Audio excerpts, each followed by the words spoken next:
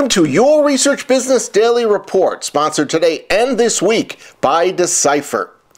Continuing our look at the potential role of foresight in everyday market research, today we present Onehanded World. It is the culmination of 2.5 years of truly unique research conducted by Kelly Styring of Inside Farm.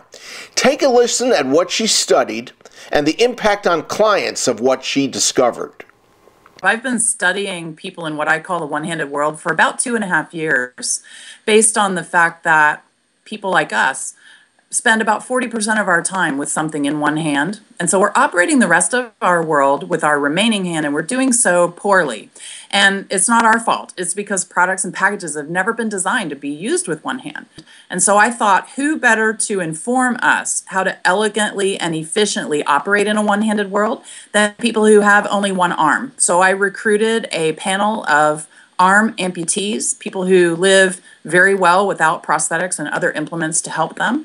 And I studied exactly how they interact with 248 different products. I did in-home interviews and shop-alongs, and actually formed a community that I kept in place for a year and a half with 7 subscriber companies to thoroughly drain this topic and provide innovation opportunity. The leading food and beverage companies, some of the largest companies in office supply and paper goods, baby care, a very nice diverse group of corporate subscribers that formed the basis for the study. And then I went well beyond the confines of what they were interested in into even odd things like sporting activities and other types of things. So a full array of qual and quant. Exactly. So beginning with in-home interviews and shop-alongs, where one-armed people showed me products that worked for them and did not work. And we purchased most of those products and brought them back to a lab and did some lab experiences with a lot of people interacting to actually watch how they did it. So the observational piece was pretty profound. And then the actual measurement of how difficult is it to use each product of the 248 that we measured, and these are products and packages. How difficult was it to use, and what was the pain point? Where in the process is the difficulty? And then what are the workarounds? I think that when marketers and R&D specialists and industrial designers design products, we walk into it with our own frame. And for the vast majority of the population, our frame is that we have 2 hands to do something. But I think we rarely challenge ourselves to use the products and packages in situation. And so in situation actually involves often having a cell phone in your hand.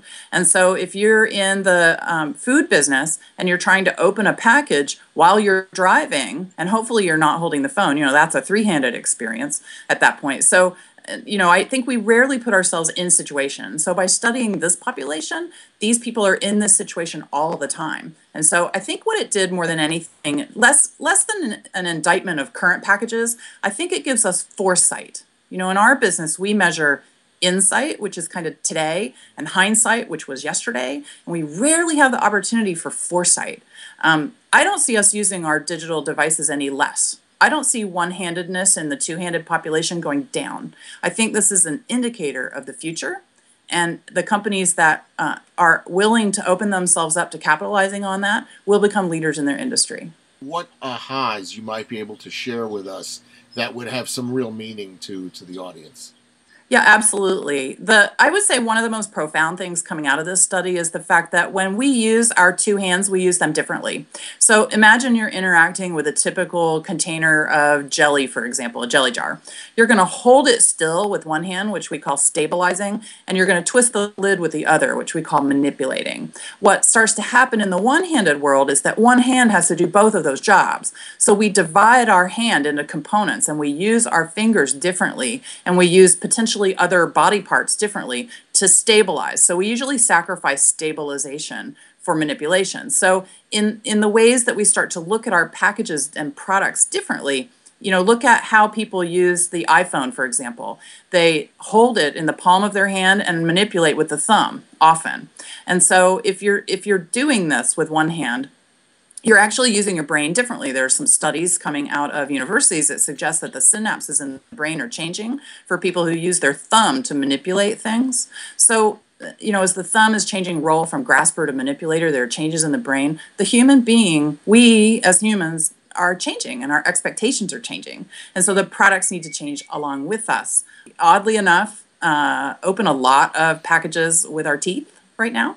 And so while your doctor would say it's not hygienic and your dentist would say it's terrible for your teeth and your friends might look at you like, we're doing it.